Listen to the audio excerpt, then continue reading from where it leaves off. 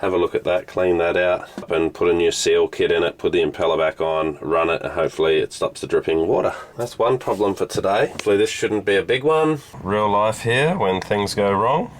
Let's have a look at what went wrong.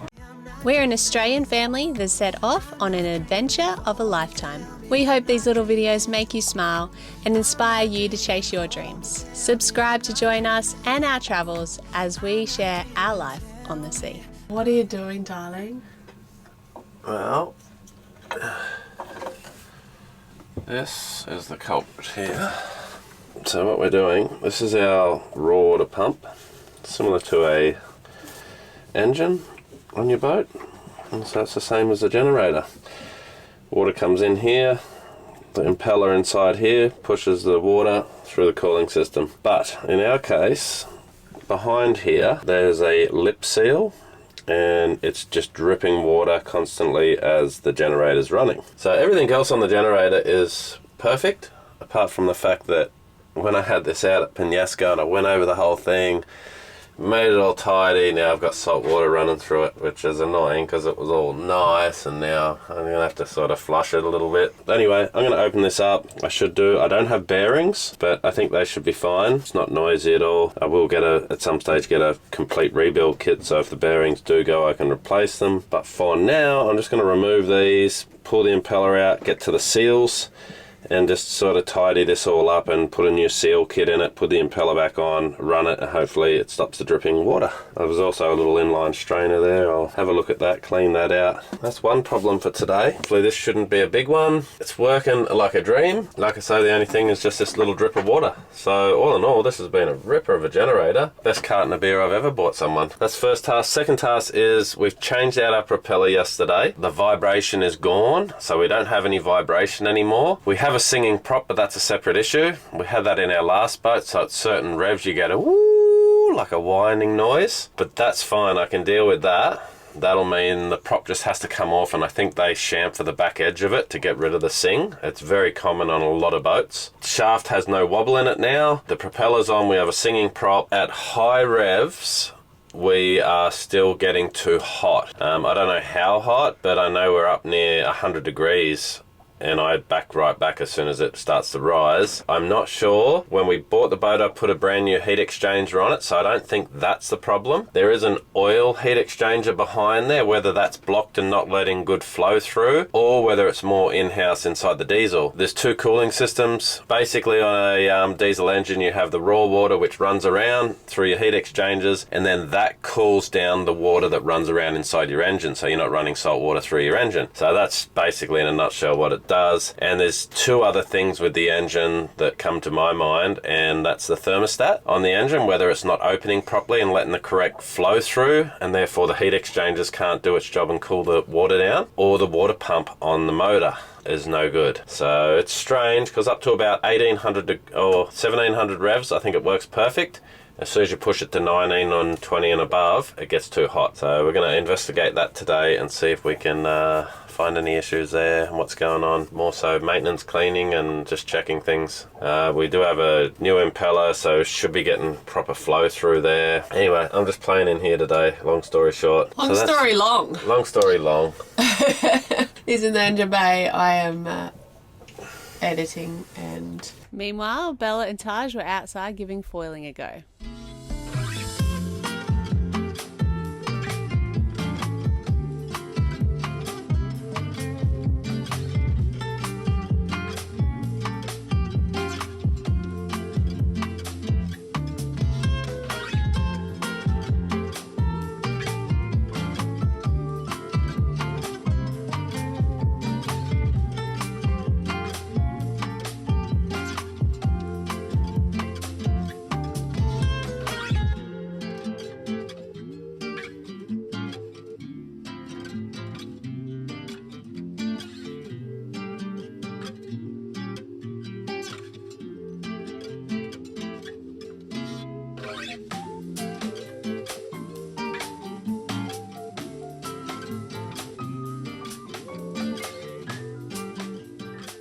We should be leaving probably next week to head across to the new side of Mexico we haven't been. That will be exciting. Nice. We'll get some of these jobs out of the way before we go. Yep. Alright guys, I've let that soak for an hour. It's come up pretty good. I didn't go, you could have probably soaked it overnight and the thing would be shiny as, but let's put this back together. Got our shaft here, which has the littlest bit of pitting there, but I think we'll be fine. Alright, so we've got our new little seals. Let's put a little bit of silicone on there just to help it all go together smoothly. Okay. Put our first one in. Sitting nice and flat. Okay. Put our spacer in there. And then put our next little one. So these have a little spring inside. The spring faces the oil and the spring faces the water. That's how I was shown anyway. Could be wrong. New seals in there, so that was the culprit for the leaking part. And there's the oil seal that wasn't leaking, but we've got a new one. While we've got it apart anyway, we'll get it in. Bit more silicone on there to help it slide in. We don't want to damage the seals. So I just gave that a little sand here, light sand around this edge. Just had a slight burr on there, and as I put this in, I didn't want it to rip my new seals. So that's all good now. Let's get this back together. Seals are in place. I'll just get my circlip back in here that I removed, and we'll put the impeller back in, and we're back in action. Went in a lot easier than it came out. Make sure that's sitting in its groove. Okay, that's ready to go back in. There's a O-ring on the engine part, so that seals up and that's all filled with oil. And back over to this side.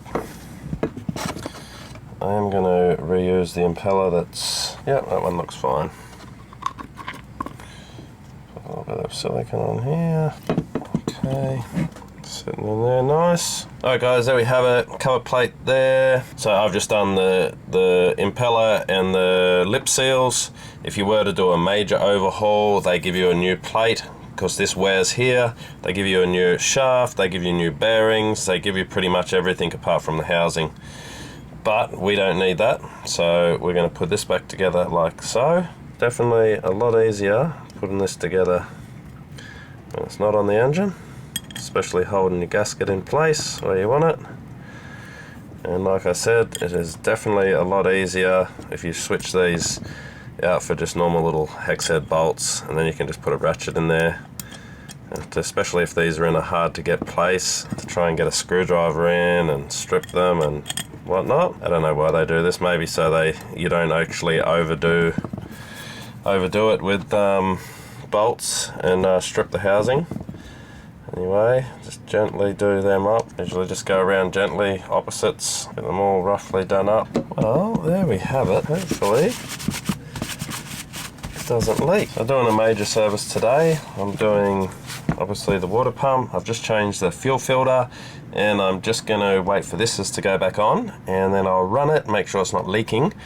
And once the engine's hot, I'll do the oil, and we should be back in action after I get my strainer back in. Nice new strainer, all cleaned out. Well, not new, just cleaned.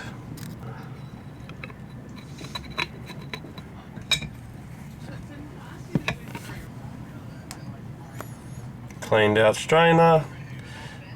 Newly serviced water pump, ready to roll. Alright guys, real life here when things go wrong. Let's have a look at what went wrong. So, I was just tightening up this, and it just went snap. And why did it snap? Well, bronze goes bad. You can see it's really pink, so it was actually rotten, this nut, and therefore it's broken. So I'm going to have to go ashore and see if I can find this strainer housing, because I like the idea of having a strainer. I could just put the valve back on, but we'll put a nut in here, but I do want the strainer. I'm going to go and see if I can source one. Just when I thought I was done. I just got a bronze plug, not a brass plug, so it's temporary. I'll have to try and source a proper plug or replace the Y strainer. Anyway, we're back in action. Bit of a bummer, but had to go into town and there was no bronze fittings. And that's what I got for now, but that'll do. We're back in action. Probably the reason why the nut on that one snapped is because I'm just doing a full service, replacing everything. There's the old anode, not much of it. That's what one should look like. I'll replace this and then look at getting a few more of these ordered.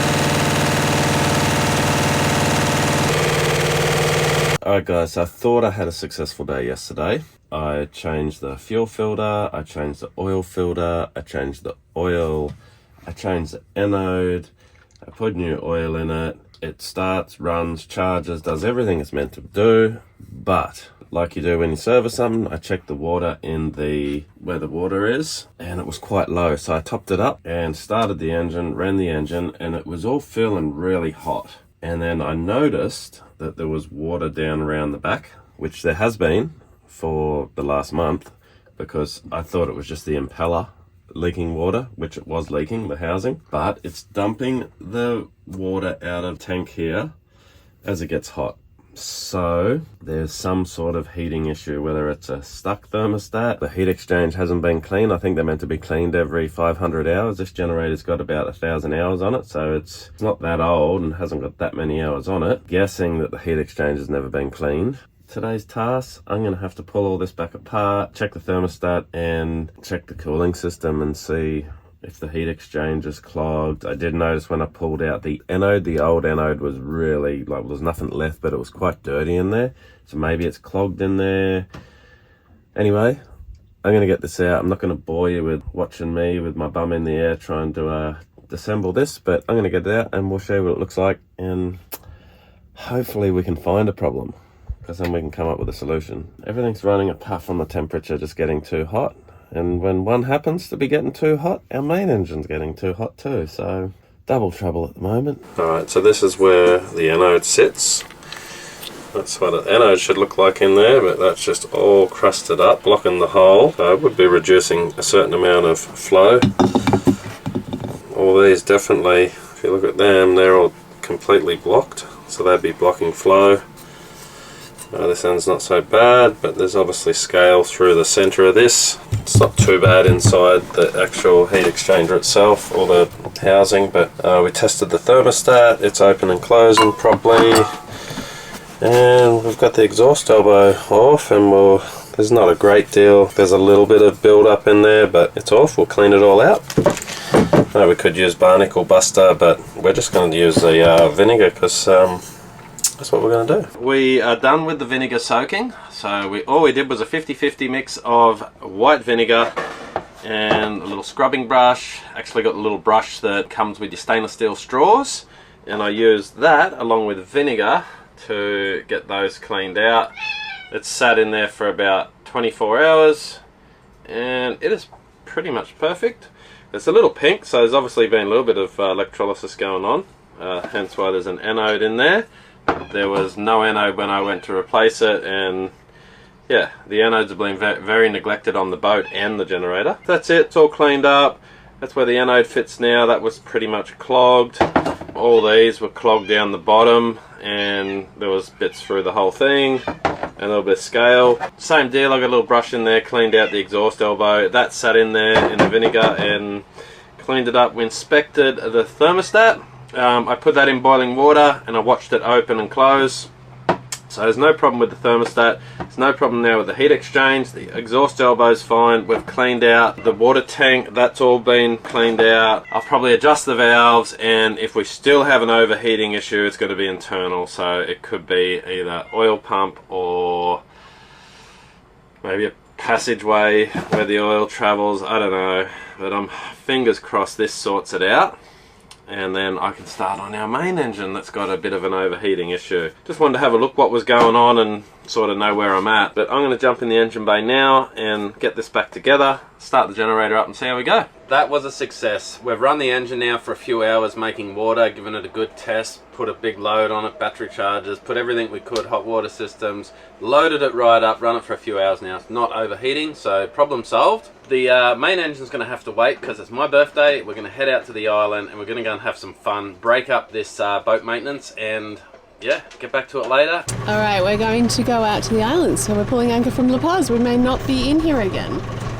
It's a little bit sad, we like La Paz, but it's actually Lee's birthday tomorrow, so we're going to go out there and celebrate. Our friends left about 2 hours ago and they're already out there, so we will catch up, meet up with them when we get out there, and yeah, just have a nice few days with them before we head off in different directions.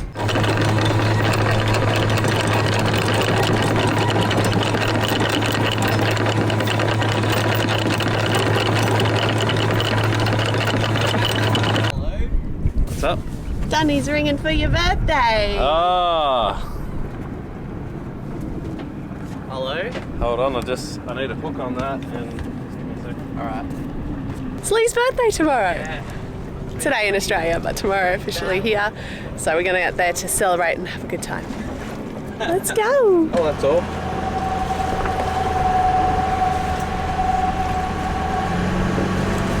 Lee's got a birthday call. I think Tyler's going to take over driving. There's a little bit of wind. There wasn't wind this morning. We thought we'd have to motor out. We might be able to sail. Get out past these leads and we should be able to throw the sails up and hopefully have a little sail this afternoon. Very nice. Up, down. Yeah.